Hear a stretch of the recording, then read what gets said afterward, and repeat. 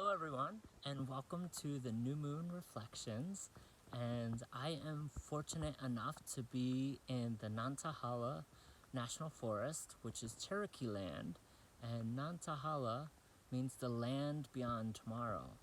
And what perfect place to talk about the new moon other than the land beyond tomorrow? Because as we know, the new moon is all about taking time out to plan your future and to work with the moon to bring in the experiences that you like to have, bring in the new future self, and to really think about and to create the future life that you'd like to experience over the next 28 days or the future. And what better place to do that other than the land beyond tomorrow? And the Cherokee also had a really deep connection with the moon.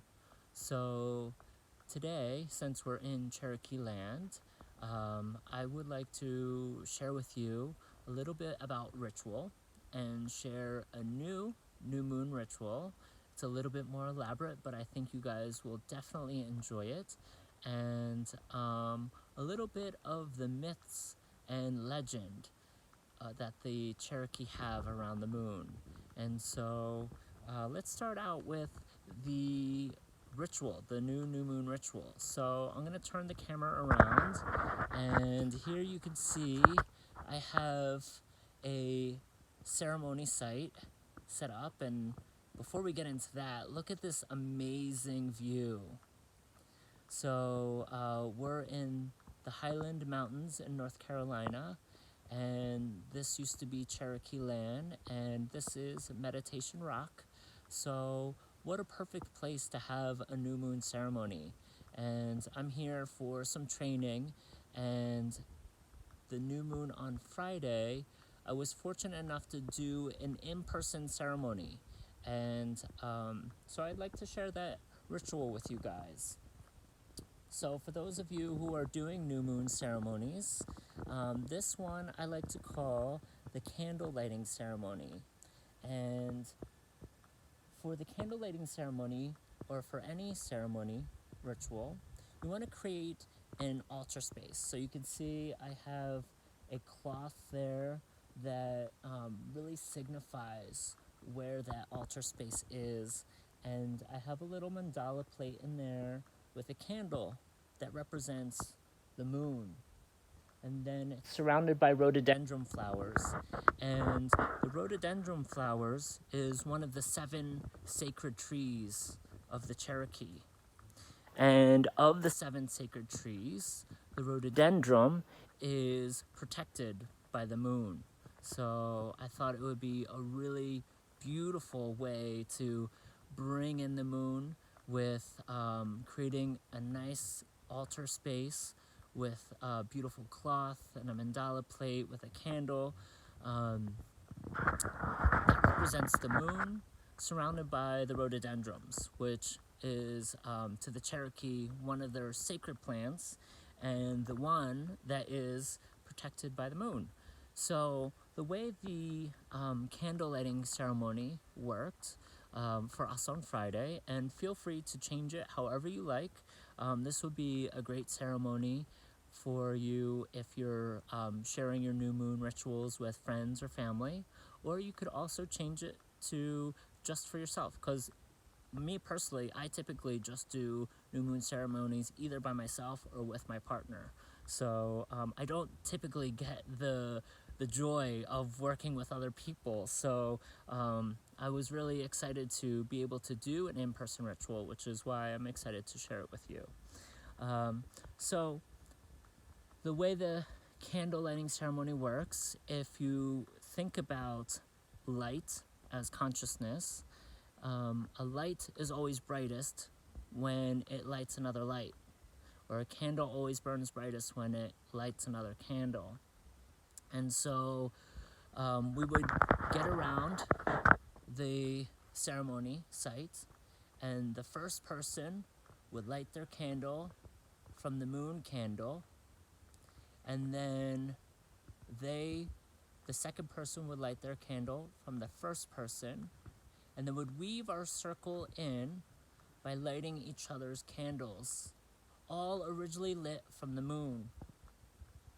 And then once your candle was lit, you would then take your new moon wishes and you would offer them up into the ethers, burning them with the transformational fires that was lit by the moon. And as your new moon wishes were rising into the skies, you had your moment to talk to the moon, to give your thanks to her, or to have her speak to you, or to just sit in silence and enjoy the blessings that are all around. And once your new moon wishes were burned and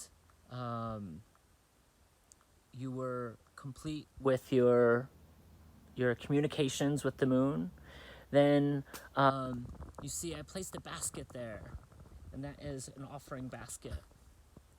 And you could place your offering to the moon in that basket, and then there is ribbons. And I chose white ribbons because white for me really signifies moonlight. And so you would take that white ribbon that stems from the moon candle mandala plate to the bowl. You would take that ribbon and that would be yours to hold on to until the full moon. And so you would hold on to that ribbon until the full moon, and then you would burn it in your full moon fire ceremony and give your thanks to the moon for answering your call and for working with you and helping you to bring in your future self, to help you align yourself with your true divine self, to help bring in those experiences and those wishes that you are working for and asking the universe for. And so I thought this was a really beautiful ceremony to do that you could easily do on your own.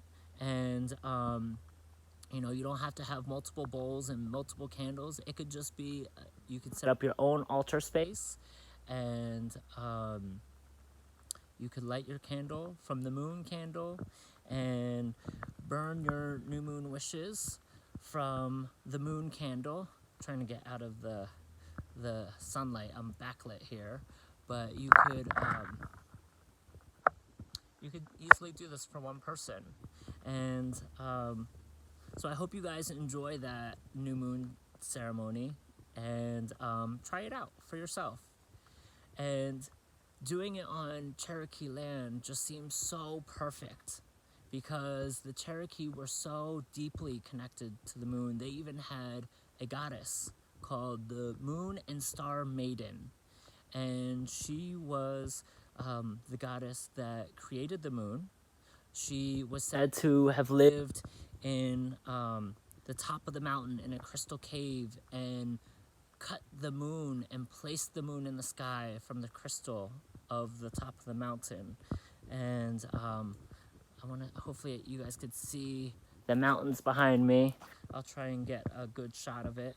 And so the Moon and Star Maiden not only created the moon and placed her into the skies, because the Native Americans remember when there was a time before the moon, but she was also in charge of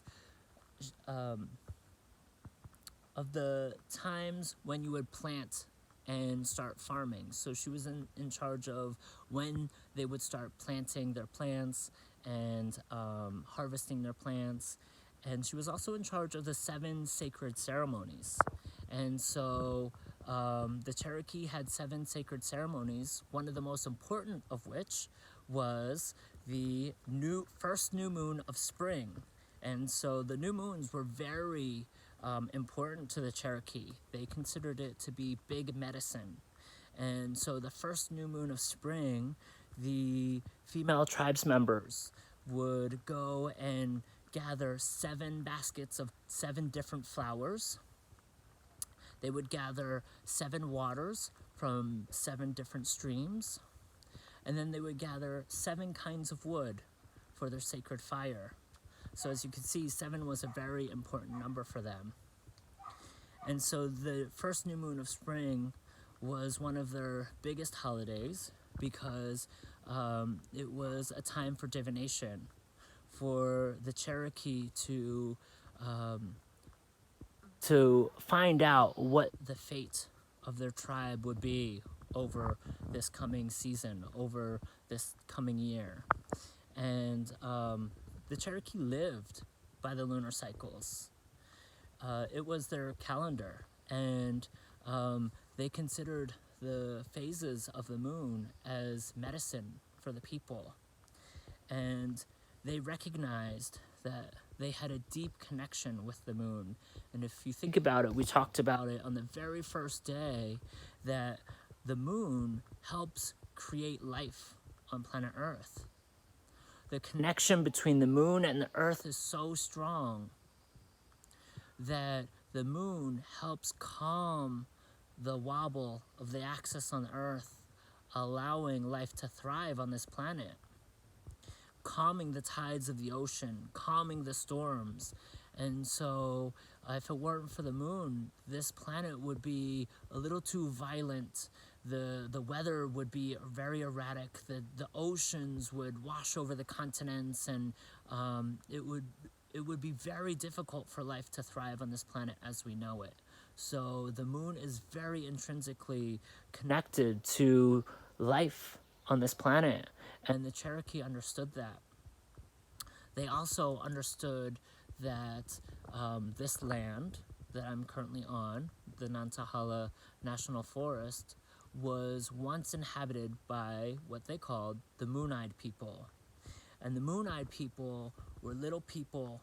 They were small in stature, they were very fair-skinned, and they were said to have come from the moon. So I leave you with all of this interesting lore, myth, and legend that the Cherokee hold around the moon. And I hope you guys had a beautiful new moon ritual on Friday. And if you didn't, that's okay. There's times where I am too busy to do my new moon ceremony, and that just is a beautiful reminder for me that maybe I'm a little bit too busy in my life, and I need to slow down and take a moment to really plan and create the life that I want to live, and not allow life to just move me along. So I hope you guys enjoyed this new moon reflection, and I will see you in a couple weeks for the full moon, and I will see you then. Bye, guys.